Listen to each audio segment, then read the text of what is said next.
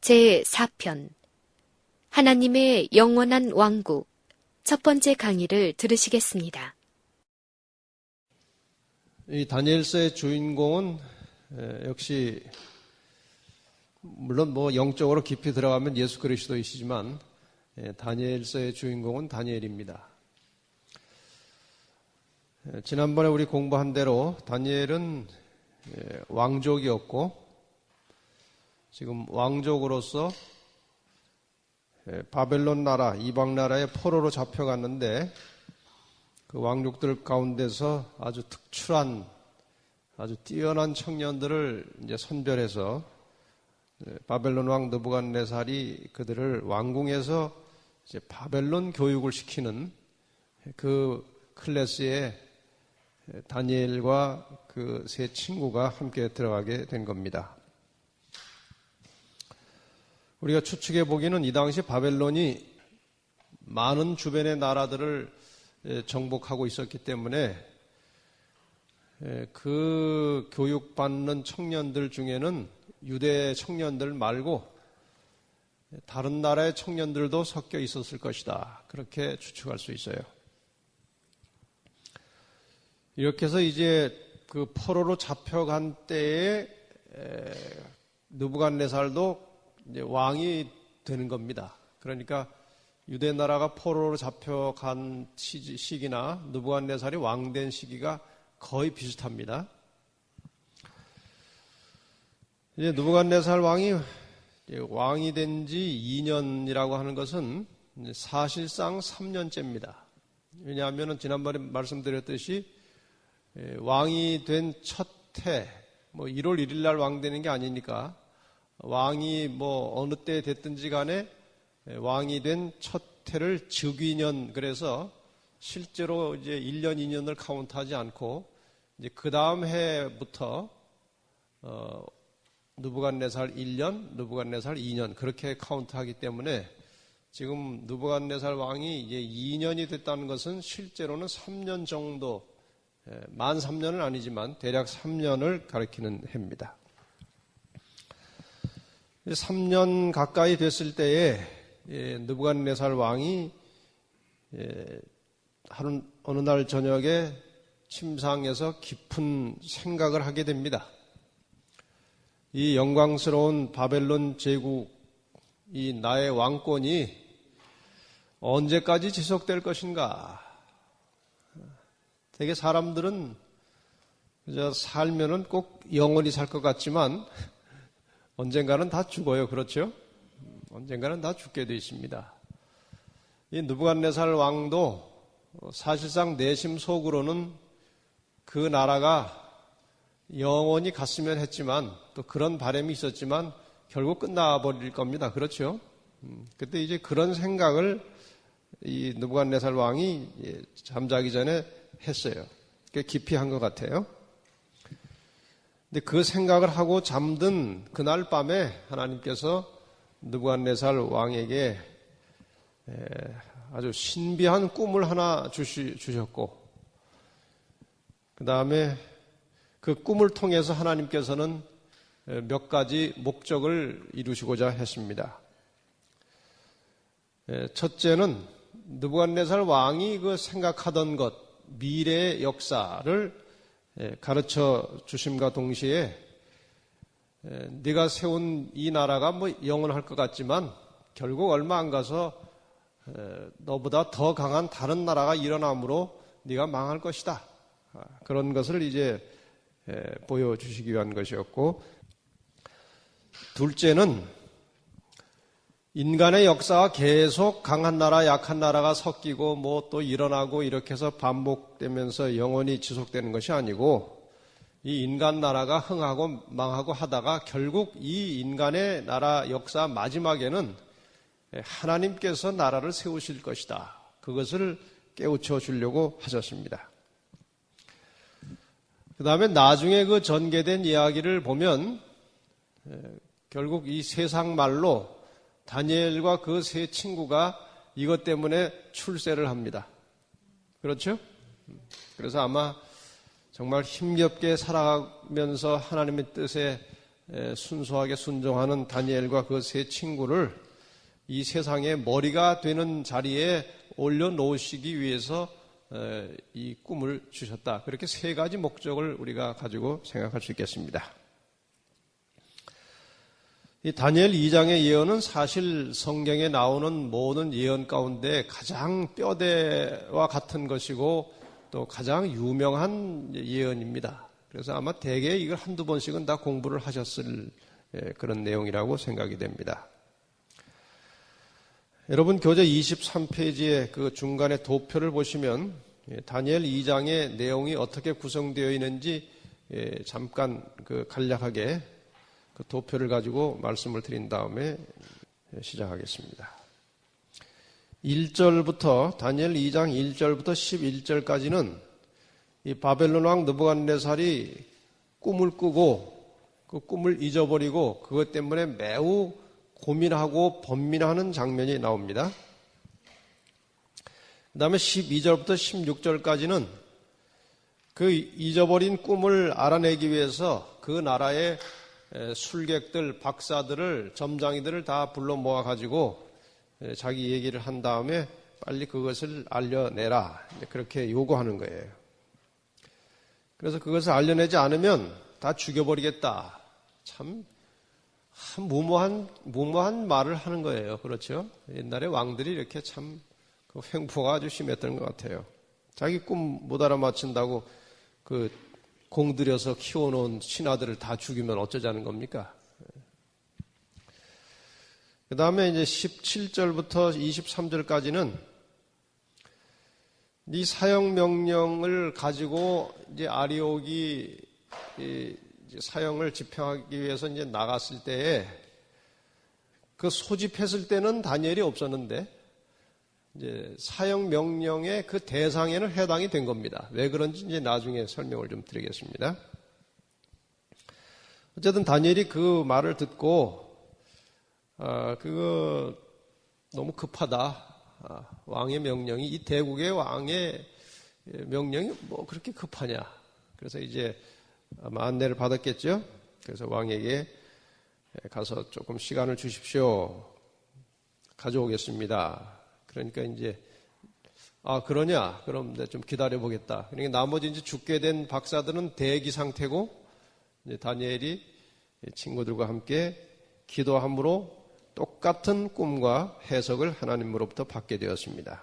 그것이 17절부터 23절까지고 그 다음에 24절부터 35절까지는 이제 다니엘이 그 꿈을 가지고 왕 앞에 나가서 꿈 내용이 무엇인지 상세하게 이야기해 줍니다.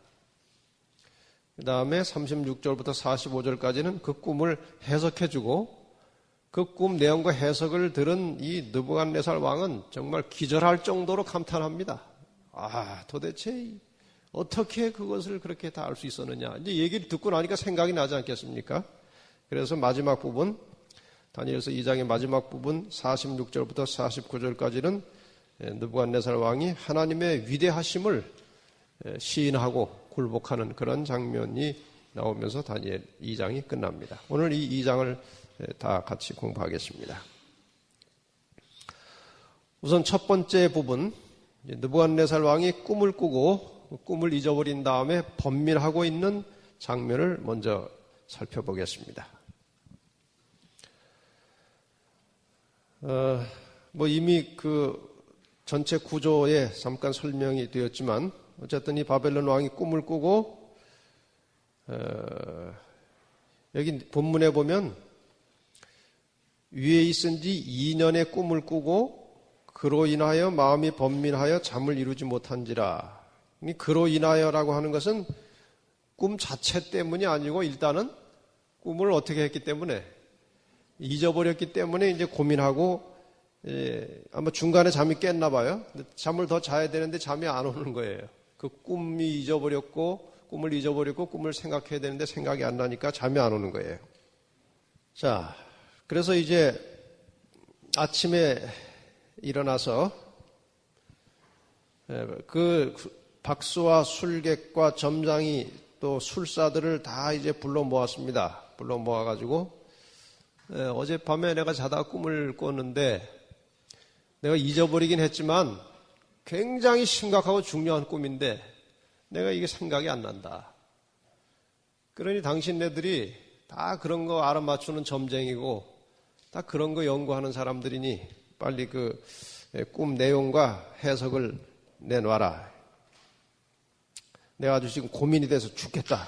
그게 이제 3절의 내용이에요. 그랬더니 4절에 보면 갈대아 술사들이 아람 방언으로 왕에게 말하되, 이 아람 방언에 대해서는 나중에 또 설명을 드리겠습니다. 그 꿈을 좀 말씀하시면 우리가 해석은 할 수 있습니다. 그랬더니 왕이 화가 나가지고 꿈을 잊어버렸다고 그러는데 왜 꿈을 말하라고 그러느냐.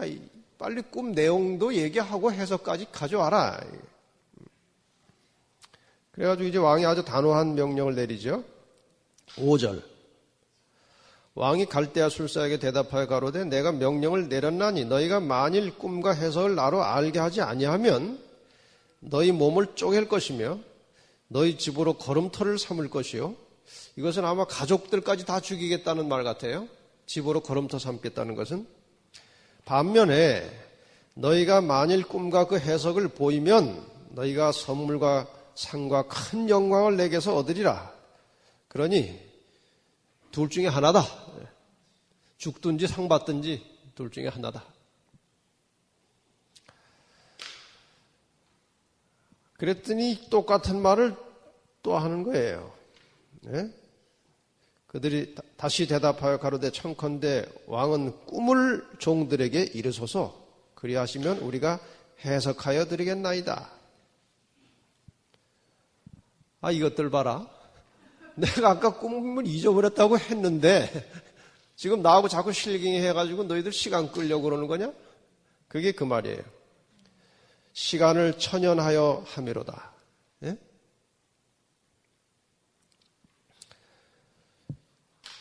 너희가 만일 이 꿈을 나로 알게 하지 아니하면 너희를 처치할 법이 오직 하나이니 이는 너희가 거짓말과 망령된 말을 내 앞에서 꾸며 말하여 때가 변하기를 기다리려 함이니라. 자, 이제 빨리 꿈을 말해라.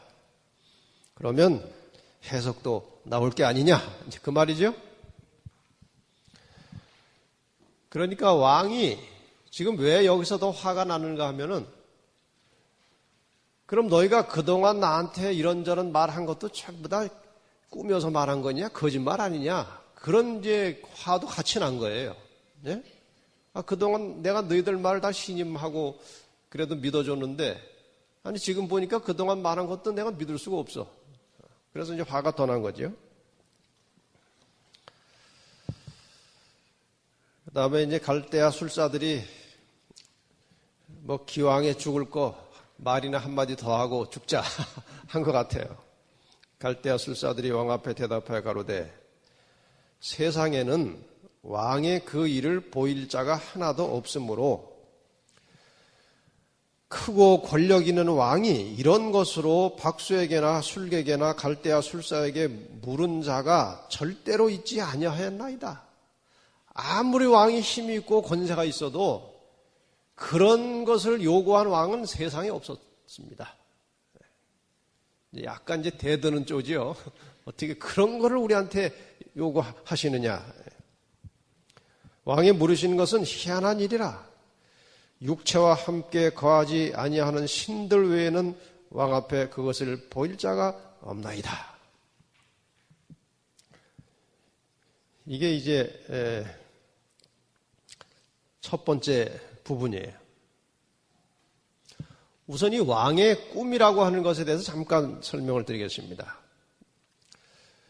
옛날 그 메소포다미아라고 하는 것은 지금 그 바벨론을 중심으로 그 유프라테스 강, 뭐 티그리스 강 그 지역 일대를 메소포다미아 지역이라고 그렇게 하죠. 그 지역에서 발굴돼 나온 기록들에 보면 그 당시에 왕들이 꾼 꿈 이야기가 덜어 나온다는 겁니다. 그리고 그 당시에는 왕의 꿈은 신으로부터 받은 것이기 때문에 굉장히 중요한 것으로 간주했다고 합니다. 그들이 스스로 그렇게 생각을 하고 중요하게 생각했다는 겁니다. 그래서 하나님께서 그 중요한 꿈을 왕에게 보여주셨다. 그 당시 사회적 배경으로 볼 때에 왕에게 그 꿈을 보여주셨다는 것은 왕이 그 꿈을 다른 사람들에게 말할 때 그 꿈이 굉장히 중요한 꿈이라고 생각할 수 있는 배경이 있었다는 겁니다. 그래서 이제 하나님께서 그 바벨론 왕에게 이 중요한 꿈을 보여주셨습니다. 그리고 그 속에 이 세상 역사를 향하신 하나님의 뜻, 하나님의 의도를 담아서 꿈을 주셨다는 거죠.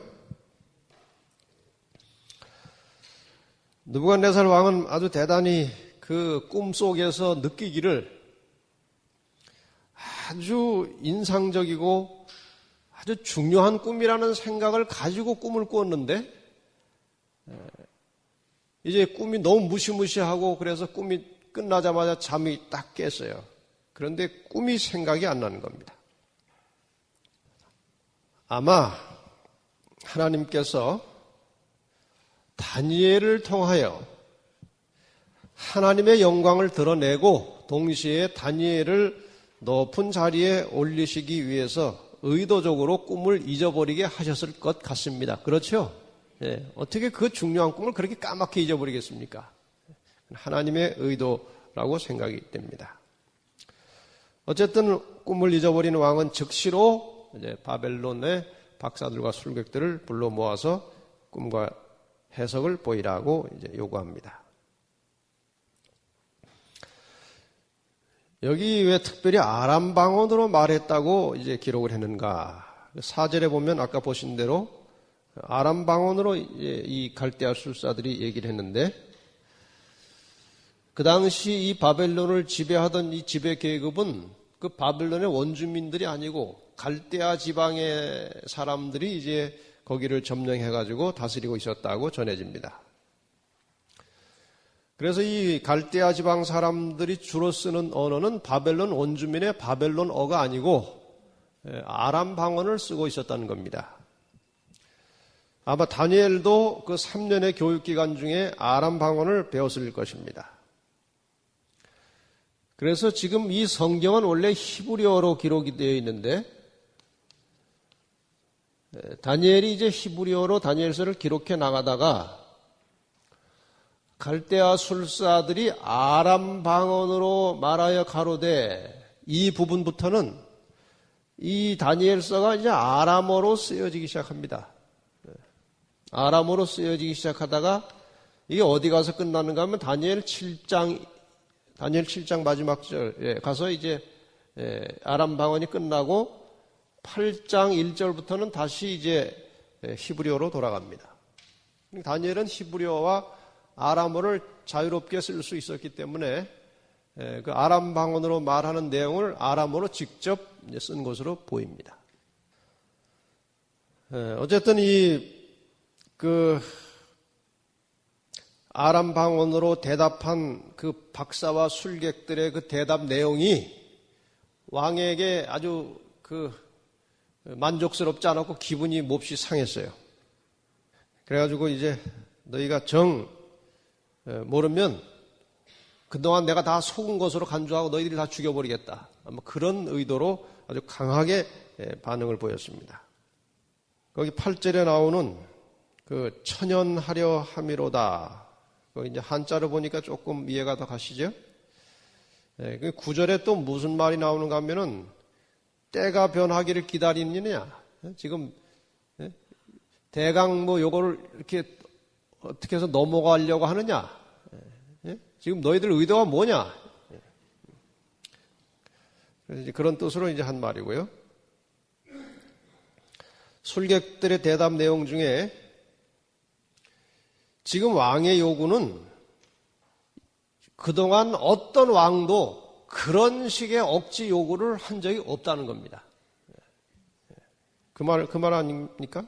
그런 걸 절대로 왕이 술사들에게, 술객들에게, 박사들에게 그런 걸 물은 적은 없다라고 한 것을 보면 이 느부갓네살 왕의 요구는 당시의 그 상식에도 맞지 않는 아주 무례한 요구였다는 것이 확실합니다.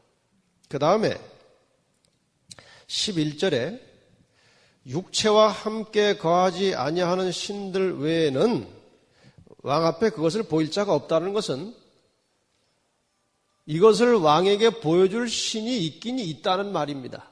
그렇죠? 근데 그 신이 자기들하고는 관계가 없을 뿐이에요. 이건 굳이 하나의 가정입니다만은 그 신에 대한 어렴풋한 지식을 어디서 얻게 되었을까? 아마도 다니엘과 그 세 친구들과 함께 이 박사들이 살아봤기 때문에 그 다니엘과 그 세 친구들이 섬기는 그 신에 대해서 어느 정도 희미한 인식이 있었다는 생각이 듭니다. 그래서 아마 그 신은 알지 모르지만 우리 상식 가지고 우리의 능력 가지고는 알 길이 없다고 완전히 포기하는 겁니다.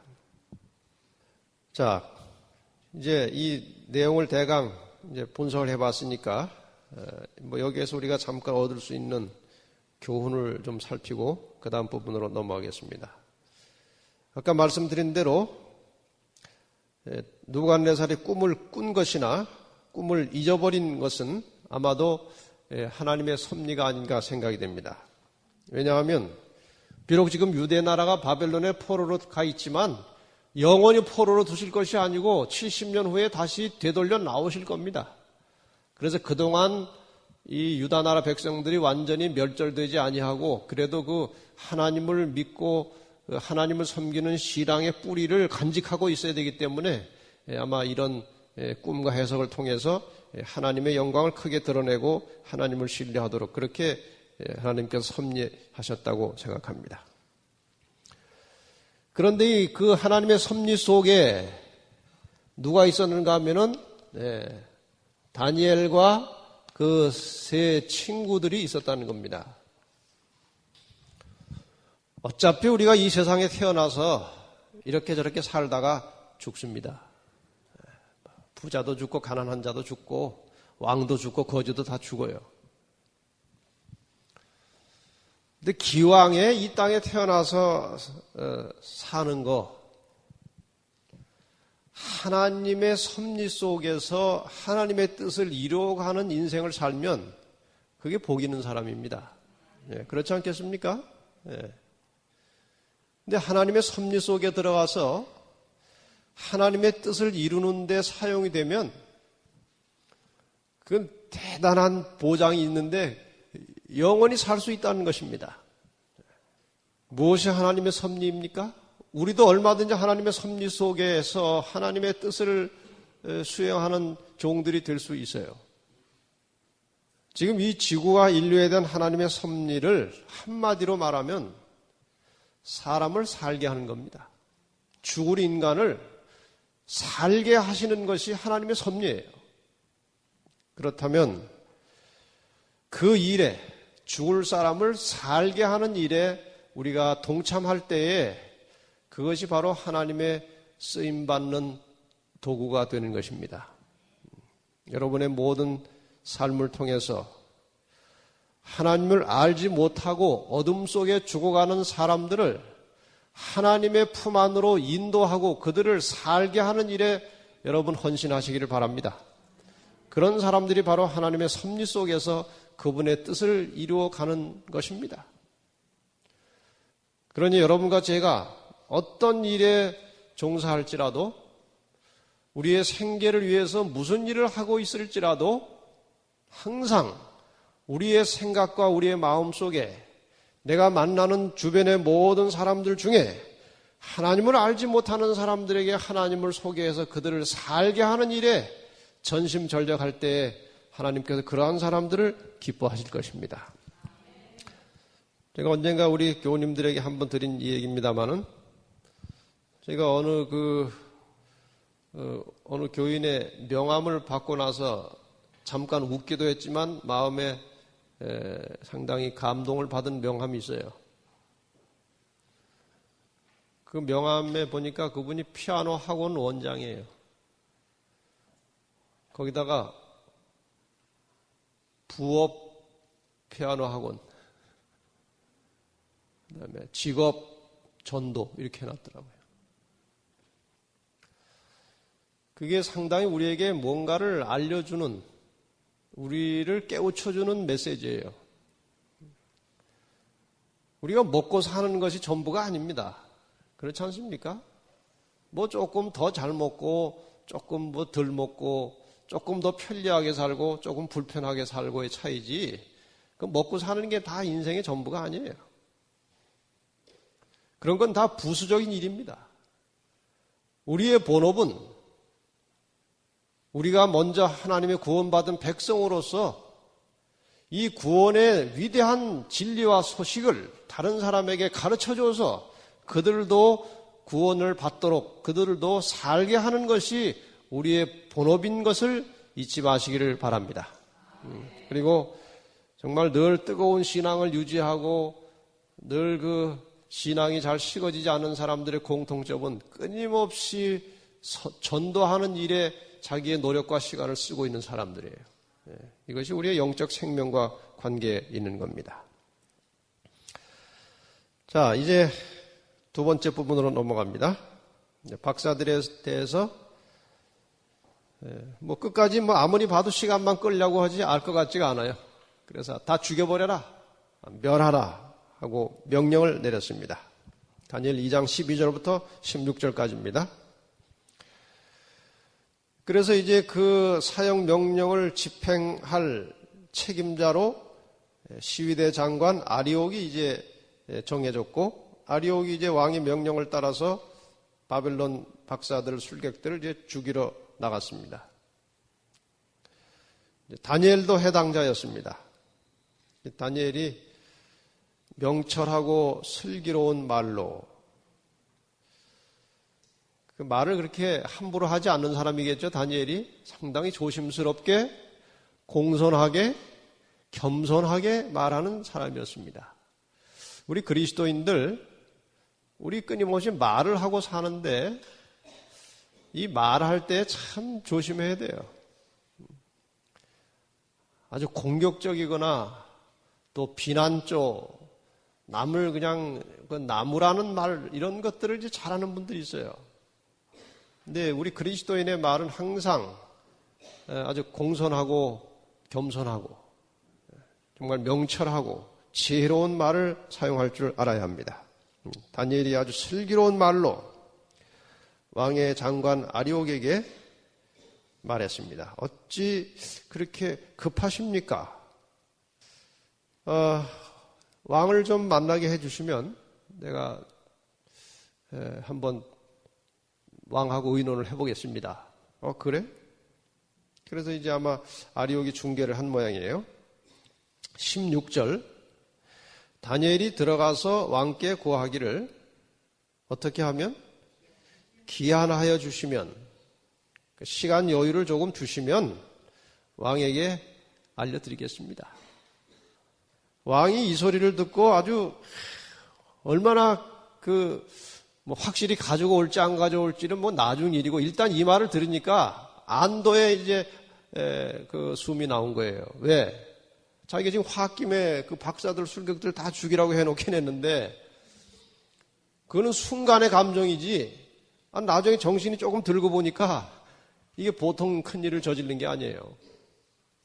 그러나 왕이 한번 뱉은 말이니까 취소할 수도 없고, 그래서 이제 걱정을 하고 있는 차에 다니엘이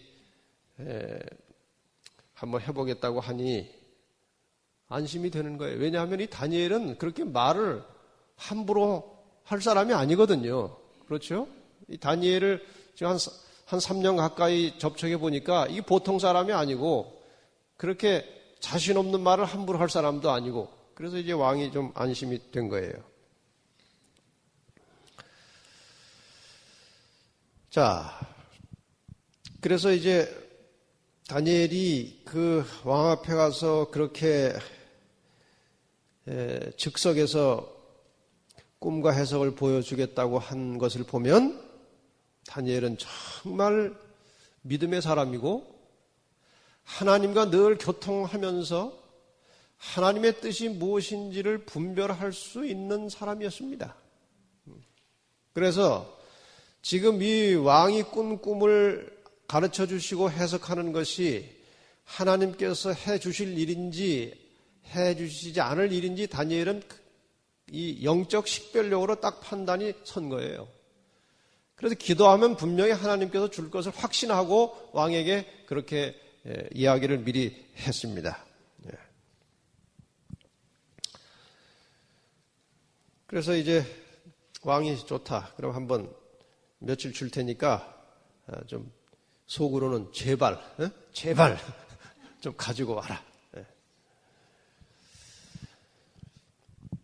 그런데 다니엘과 그 세 친구들이 왜 처음에 왕 앞에 불려갔을 때는 없었고 왜 죽이라고 할 때는 같이 죽게 되었느냐. 이제 그게 약간의 우리 의문인데 이것 뭐 학자들도 증거는 없지만 추측을 이렇게 하는데 상당히 일리가 있는 것입니다. 일단 사형 대상에 포함됐다는 것은 다니엘과 세 친구가 바벨론 왕국의 박사였다는 겁니다. 그렇죠? 그러니까 이제 죽이려고 할 때 다 포함된 거예요. 그 박사가 된 걸 보니까 3년간의 교육을 무사히 다 마쳤고 상당히 우수한 성적으로 이제 수료를 하고 학위를 얻은 거예요. 요즘 말로 하면 학위를 받았어요. 근데 이제 갓 졸업한 풋내기 박사였어요. 그렇죠? 그래서 아마 왕이 그 박사와 술객들을 다 불러 모을 때 이 고참 박사들이 내 인턴들은 좀 저기 있어. 우리끼리 갈 테니까 아마 무슨 꽤나 좋은 얘기 들으러 가는 줄 알고 인턴들은 잠깐 거기 있어. 하고 아마 꽤 그 노련한 박사와 술객들이 왕 앞에 간 것 같아요. 그래서 이제 그 제대로 이제 왕하고 대화가 안 돼가지고 이제 죽게 되니까 죽을 때는 같이 죽게 된 겁니다. 이해가 가십니까? 그런 배경으로 우리 학자들이 추측을 하는데 꽤 일리가 있는 것 같아요. 자, 그러면 여러분 교재 26페이지로 넘어갑니다. 좀 전에 드렸던 말씀을 다시 한번 드리고 교훈을 찾아봅시다. 왕 앞에 나가자마자 자신 있게 그 왕이 잊어버린 꿈과 해석을 보여주겠다고 대답한 그 다니엘의 믿음, 거기에 대해서 조금 생각을 하고 가십시다. 우선 다니엘은 하루에 3번씩 정기적으로 하나님께 기도하는 종이었습니다. 아마 그 왕궁에서 구약 성경도 많이 읽었을 겁니다.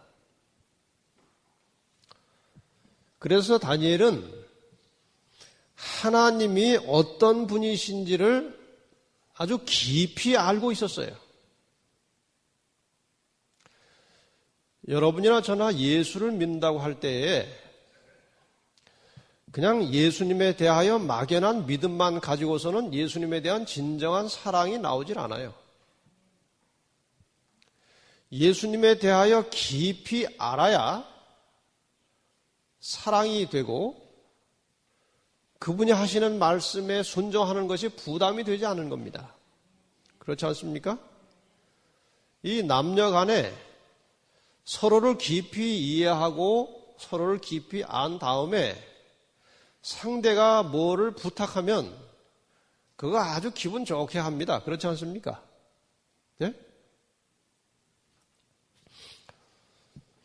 제가 저희 집사람하고 이제 결혼하기 전에 한 6개월 정도에 누가 이제 중매를 하셔가지고 한 6개월 정도의 그 기간이 있었어요. 교제하는 기간이 있었는데, 저희 집사람은 그때 학교에 있었고 저는 장이동에서 이제 전도사 하면서 창동하고 두 교회를 이제 목회를 하고 있었어요. 근데 낮에 뭐 이렇게 전도사가 여자 만나고 그럴 수도 없고, 뭐 조각 시간 남는 건 저녁 시간이에요.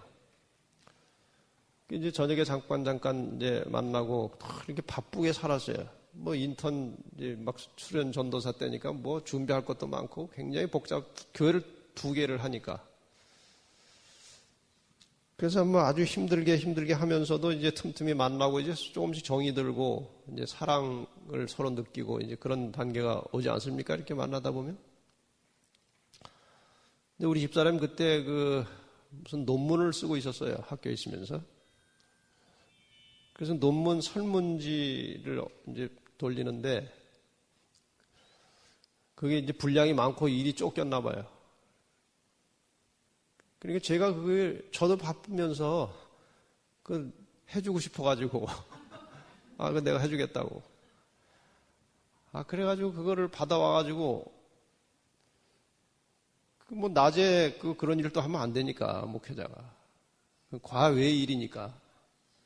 그래가지고 밤에 이제 그걸 하는데 뭐 그냥 1시, 2시가 되는 거예요. 근데 하나도 피곤하지도 않고 힘도 들지 않고 아주 기분이 좋고. 왜 그렇습니까? 이 사랑의 관계가 형성이 되면 그 초인간적인 힘이 나와요. 그래서 우리가 예수님이 우리에게 하시는 말씀, 하나님께서 우리에게 하시는 말씀을 순종하는 일이 늘 부담이 되고 힘이 든다는 것은 아직 사랑에 무르익지 않았다는 증거입니다. 더군다나 하나님이 우리에게 시키는 일은 하나님을 돕는 것이 아니고 우리 자신의 유익을 위해서 하나님께서 주시는 말씀들입니다. 다. 그러니 일단 아직 뭐 힘 안 들이고 사랑할 단계까지는 안 갔다 할지라도 그 하시는 말씀에 잘 적극적으로 순종을 하다 보면 내가 좋아지게 돼 있고 더 사랑이 깊어지게 되는 겁니다. 그러니까 이 다니엘처럼 항상 하나님과 교제하고 교통하고 사시기를 바랍니다. 자주 보고 자주 만나야 이게 정이 들고 관계가 되는 거 아닙니까? 여기 이제 연결해서 한 가지만 더 얘기할게요. 그때 저희 집사람하고 저 교제하는 중에 미국에서 우리 집사람한테 결혼을 하자고 편지하는 사람이 2사람이 있었어요. 내가 다 아는 사람이에요. 둘 다 제 1년 후배예요. 근데 둘 다 아주 조건이 좋은 사람이에요. 한 사람은 지금 의사고 한 사람은 뭐 엔지니어 하다가 공학도 하다가 신학을 또 공부를 더 해가지고 박사학위 받고 미국의 큰 교회 또 맡고 있어요. 다 조건이 좋은 사람이에요, 저보다. 저는 그때 뭐 전도사 그냥 다 거의 허물어져 가는 사택방에서 막 쥐가 왔다 갔다 하는 그런 막 사택방에서 그러고 있었어요. 그런데 저쪽이 조건은 훨씬 좋지만 만나질 못해요. 기껏해야 전화나 편지나 하지 만나질 못하는 거예요. 저는 뭐 자주 만나니까. 그래가지고 결국 그쪽으로 못 가고 저한테 왔어요. 그 이유가 뭔가 하면은 자주 만나야 돼요. 자주 접촉을 해야 정이 깊어지고 사랑이 가는 거예요. 하나님과 교제가 마찬가지 원리입니다. 똑같은 원리예요. 우리가 하나님 말씀 자주 보고 하나님께 기도 열심히 하면 하나님과 관계가 점점 깊어지고 관계가 깊어질수록 그 사랑의 관계가 익어가고 사랑이 깊어질수록 하나님 말씀에 순종하게 되고 말씀에 순종하다 보니까 내 생활이 좋아지고 이게 다 순환이 그렇게 되는 거예요. 그러니까 다니엘처럼 늘 하나님께 가까이 기도하고 사시기를 바랍니다. 그래서 그가 비록 바벨론 왕궁의 교육을 받고 의형적으로 볼 때는 느부갓네살의 신하였지만 실제 그를 통치하고 지배하는 왕은 하나님이셨습니다. 그래서 하나님과 잘 교제하고 교통을 했던 겁니다. 자, 이제 3번째 단계로 들어갑니다. 다니엘이 이제 그 왕에게 가서 내가 그 해석과 꿈을 가지고 오겠습니다. 그래, 한번 내가 시간을 주마. 그래서 이제 세 번째 단계로 넘어가서 다니엘 2장 17절로 23절에 보면 17절, 이에 다니엘이 자기 집으로 돌아가서 그 동무 하나냐와 미사엘과 아사랴에게 그 일을 고하고 하늘에 계신 하나님이 이 은밀한 일에 대하여 긍휼히 여기사 자기 다니엘과 동무들이 바벨론의 다른 박사와 함께 죽임을 당치 않게 하시기를 그들로 구하게 하니라. 다니엘이 바벨론 왕 앞에서 큰 소리 친 거는 누구 백을 믿고 한 겁니까? 하나님 백 믿고 한 거예요. 와서 이제 친구들과 함께 간절하게 기도했습니다. 기도를 얼만큼 했는지는 나와 있지 않지만 어쨌든 기도의 결과로, 기도의 응답으로 이상이 나타났습니다. 바벨론 왕이 꾼 꿈과 똑같은 꿈이 나타났고 그 해석도 하나님께서 다니엘에게 알려주셨습니다. 이제 그것을 받고 나서 다니엘이 얼마나 기분이 좋았겠습니까? 20절부터 다니엘이 하나님을 찬양하는 기록이 나오는데 아주 은혜스러운 내용이라 읽겠습니다. 제가 소리내서 읽을 테니까 여러분 눈으로 함께 보시기 바랍니다. 20절부터 다니엘이 말하여 가로되 영원 무궁히 하나님의 이름을 찬송할 것은 지혜와 권능이 그에게 있음이로다. 그는 때와 기한을 변하시며 왕들을 폐하시고 왕들을 세우시며 지혜자에게 지혜를 주시고 지식자에게 총명을 주시는도다. 그는 깊고 은밀한 일을 나타내시고 어두운 데 있는 것을 아시며 또 빛이 그와 함께 있도다. 나의 열조의 하나님이여 주께서 이제 내게 지혜와 능력을 주시고 우리가 주께 구한 바 이 일을 내게 알게 하셨사오니 내가 주께 감사하고 주를 찬양하나이다. 곧 주께서 왕의 그 일을 내게 보이셨나이다 하니라. 네, 아주 절절히 아주 진심에서 우러나오는 하나님께 대한 감사와 찬양을 이제 다니엘이 노래하는 겁니다. 자, 그럼 내용을 조금 살펴보십시다. 아마 다니엘은 그동안 늘 기도하고 살던 영감의 사람이기 때문에 자기가 혼자 기도해도 하나님께서 그 꿈과 해석을 주실 것을 알았을 것입니다. 그러나 그는 친구들을 모아서 함께 뜻을 모아서 기도하는 모습을 보여주고 있습니다. 마태복음 18장 20절에 보면 두세 사람이 내 이름으로 모인 곳에는 나도 그들 중에 있느니라. 예수님께서 이런 말씀을 하셨는데 이 말씀과 아주 일치하는 기도의 장면이 나오고 있습니다. 그래서 그렇게 순수한 믿음으로 여러 사람이 모여서 함께 같은 동기와 같은 목적을 가지고 기도했을 때에 하나님께서 즉각적으로 기도를 응답해 주셨습니다. 다니엘이 하나님의 이름을 찬송했다고 나와 있습니다. 이름을 찬송한다는 말이 조금 이상하죠? 이름. 이 구약의 배경에는 이 이름이 품성을 상징하는 것입니다. 이름이. 그래서 이름, 한국 사람들도 이름 짓는 게 중요하지만 이 당시 구약의 유대인들에게도 이름 짓는 것은 굉장히 중요한 거예요. 그래서 성경에 똑같은 이름이 자주 나오죠. 똑같은 이름이 많이 나와요. 왜 그런가 하면은 그 아버지가 아들을 낳으면 그 아들이 어떤 사람이 되었으면 하는 그 소망이 있어요. 그래서 자기 조상들 중에 자기가 존경하고 흠모하는 조상이 있으면 그 사람의 이름을 그 아들에게 지어줘요. 그래서 성경에 똑같은 이름이 자주 나와요.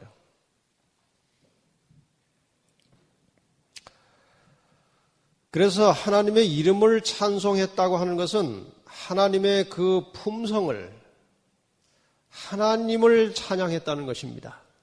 이름 가지고 찬양한 게 아니고, 이해가 가시죠? 예. 모든 지혜와 권능의 근원은 하나님이십니다. 우리는 이 사실을 항상 알고 있어야 돼요. 모든 지혜와 권세의 근원은 하나님이십니다.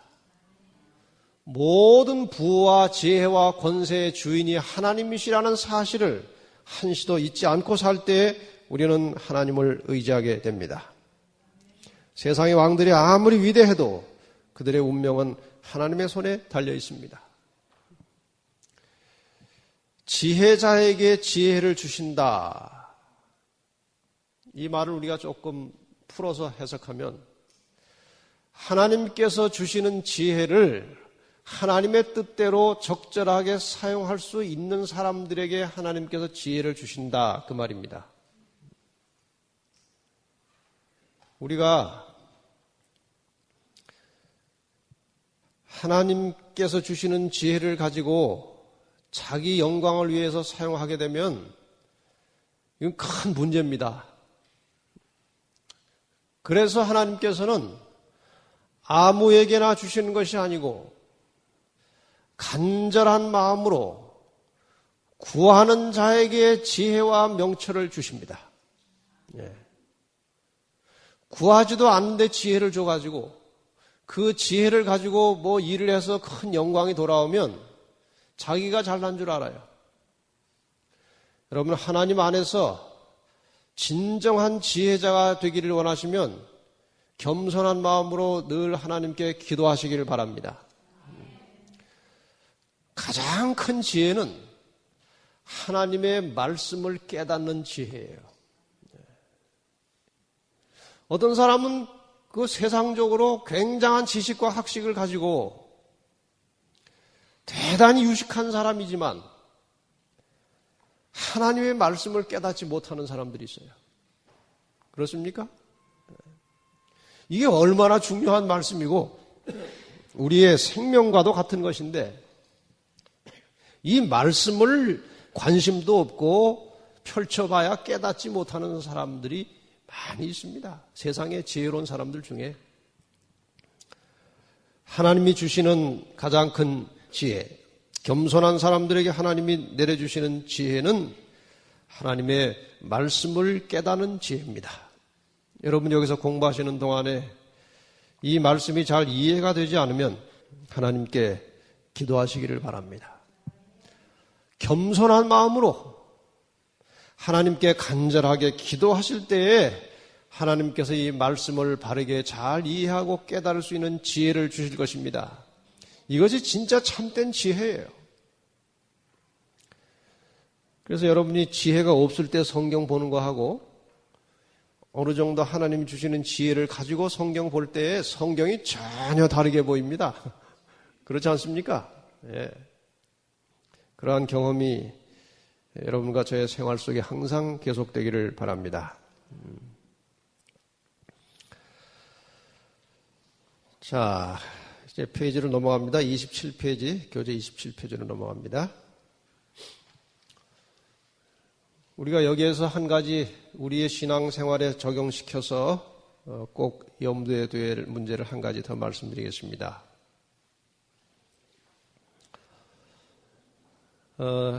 자동차 타고 출발할 때에 기도하는 사람들은 많아요. 그렇죠? 출발할 때 하나님 이 자동차가 지금 어디를 가고 있는데 잘 보호해 주십시오. 지혜를 주십시오. 하고 기도하는 사람들은 많은데 도착한 다음에 기도하는 사람들은 별로 없어요. 저부터. 네. 해야 되겠다고 마음은 먹는데 도착하고 나면은 이제 걱정거리가 없어진 거예요. 뭐 무사히 가게 해달라고 할 필요도 없고 이제 왔으니까. 우리나라 속담에 그런 말이 있죠. 화장실 갈 때 마음하고 올 때 마음하고 다르다. 근데 우리의 믿음이 정말 성숙해지려면 하나님께 감사하고 찬양하는 일을 많이 해야 됩니다. 그건 굉장한 축복이에요. 근데 우리가 다급할 때 기도는 열심히 하는데 기도 응답받은 다음에 좀 그 다급한 일이 없어진 다음에는 별로 하나님께 감사하고 찬양하지 않습니다. 다니엘의 삶을 통해서 우리는 감사와 찬양을 배워야 돼요. 그래서 오늘 배웠으니까 좀 결심을 해보십시다. 운전 시작할 때만 기도하지 말고 도착한 다음에 하나님 감사합니다. 잘 도착하게 해주셔서 감사합니다. 우리 기도 후에 하나님께서 응답해 주시면 늘 찬양하고 감사하고 우리의 생활 속에 마음속으로만 찬양하지 말고 흥얼흥얼하고 찬양, 찬미를 하면서 사는 것은 굉장히 좋습니다. 제가 아침 나절에 우리 집사람이 그 주방에서 일하면서 흥얼거리고 노래를 하면요. 굉장히 기분이 좋아요. 여러분, 여기 여자분들은 집에서 흥얼거리고 노래를 자주 하세요. 그러면 식구들이 아주 정서가 안정되고 굉장히 기분이 좋아요. 우리 남자들도 조금 밖에서 일하고 피곤하고 힘들지만 집에 와서 흥얼거리고 노래하는 그런 연습이 굉장히 중요해요. 감사와 찬양이 넘칠 때에 하나님께서 우리에게 더 많은 지혜를 주시고 더 기쁨을 주시고 그래서 이것이 아주 자꾸 축복에 축복이 더해지는 것 아니겠습니까?